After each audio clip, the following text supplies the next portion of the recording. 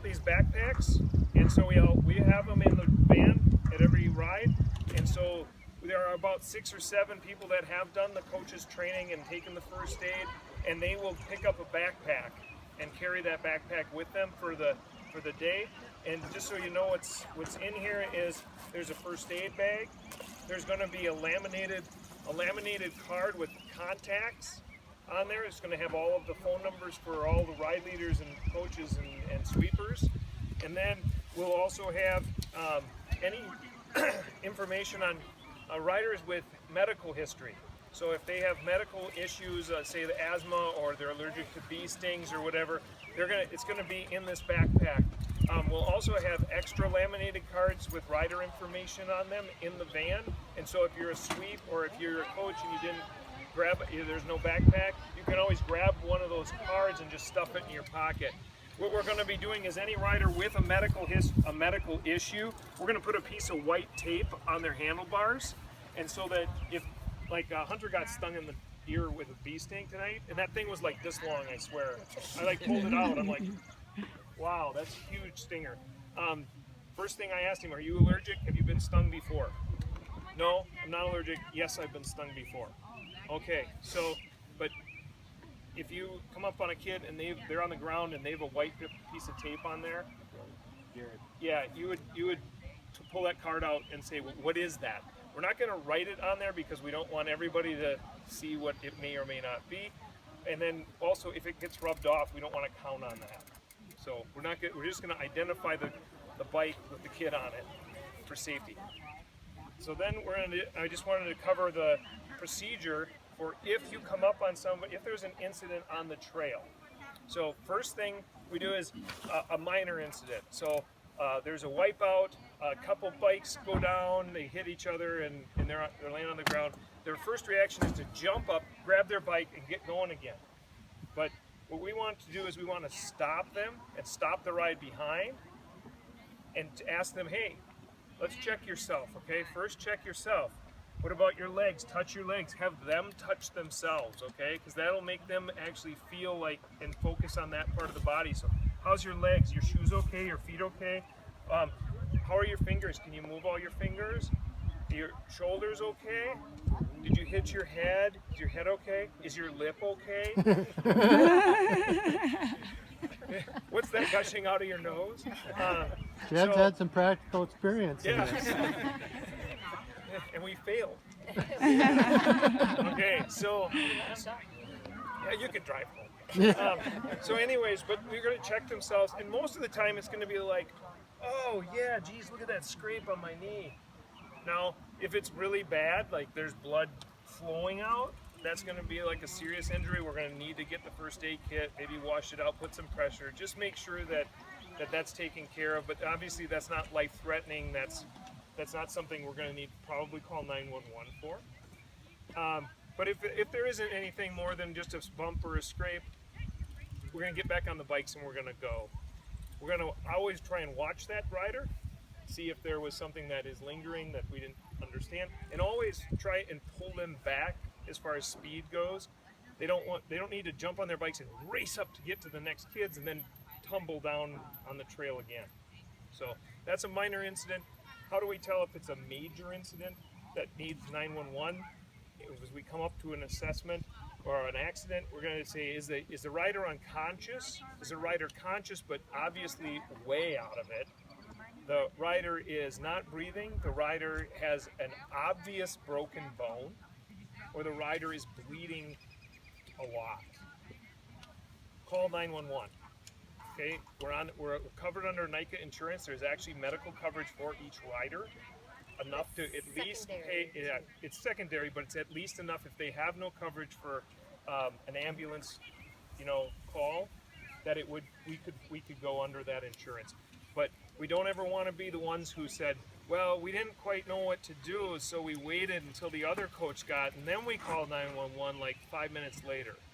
So if it's any of those 5 or 6 things, just call 911 first, then we'll start working on first aid, getting the area safe. But that's number 2, is get the area safe. So if the rider has an injury, it's not a 911 injury, or it is, we're going to ask another rider, stop, go down the trail, stop everybody that's coming. And that doesn't mean run all the way over to across the parking lot. Just go 10 steps down the trail and then say, when the next adult comes, tell them to come and help me. Okay, so when the next adult comes, come and help. Make sure that they're within earshot. But now you've got somebody so that a rider isn't going to come flying up and run you guys over. Because if we have like a broken arm or something, we may not want a more leg. We may not want to move them off the trail. You know, we may have to wait. So after that happens, that the rider has been, the rider is kind of stabilized, we're going to start calling. So you're going to pull that card out. You're going to go to Team Snap if you have that rider, that non-rider coaches list on there, and call. You can send a mass text, but we all get a lot of texts. So we may not know that, you know, well, that might be a friend, I'm expecting a text, but a phone call, if you're a coach, means slow down, stop, pull your phone out, yep, okay. And that brings up another thing. I called Julie 3 times tonight because she was trying to find a group. She didn't have her phone ringer on. Okay, I didn't think you were going to use my And name. it was right on the handlebar. So turn your phone ringers on at practice, okay? So that, you know, if something happens that you'll hear the phone ring, at least somebody will. And then you can get, you know, we can coordinate help. If a rider is, like, say, physically exhausted, you need to stop the ride. They look hot, they're hyperventilating, or they look like they're quit sweating, so they're obviously needing to get off the trail, or they get sick and they need to get off the trail. We can't take them one-on-one. So we want to make sure that you stop the ride, wait for somebody to catch up, take another rider or another coach and combine 2 groups, so they still have 2 coaches, a ride leader, a coach and a sweep, and then take that kid off the trail. So no matter what, we want to avoid any one-to-one grouping of adults and kids.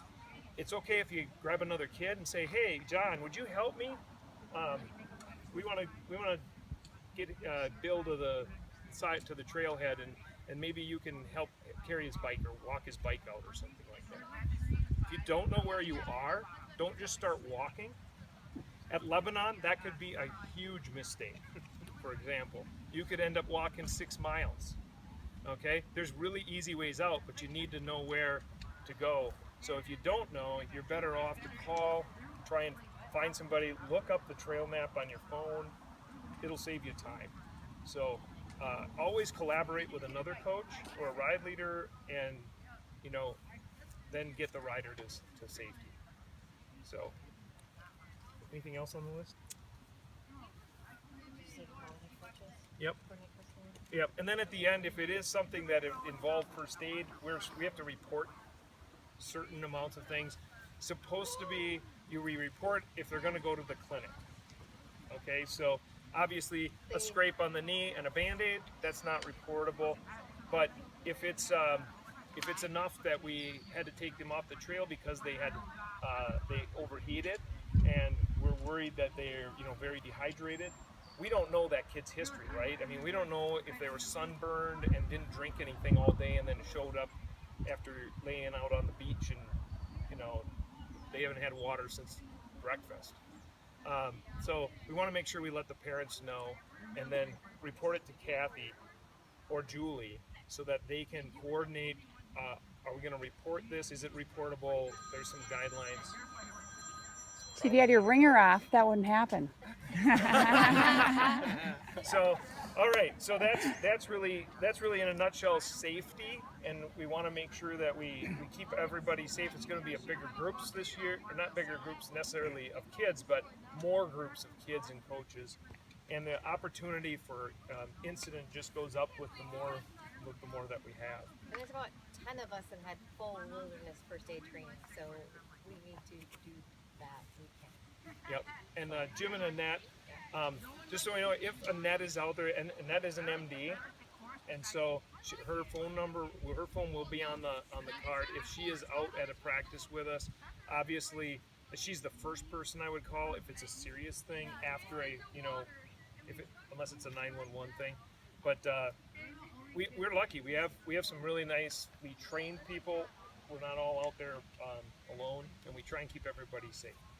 Okay, so let's move on to coaching the coaches. I got one quick question. Yeah. Something you mentioned earlier was, always move around in a minimum of a group of 3. Yeah. If there's an incident. A couple times last year, I took a kid out and set him on the curb and waited for their mom to show up. Excuse me. In that situation, would we want a third person? We really do. And since this year our groups are bigger, our group is bigger. We have more coaches and sweepers. I would rather see us combine a group. Wait for the next group, take their sweeper, and then push them together with your group, and then let them go, keeping it end to end. Watching.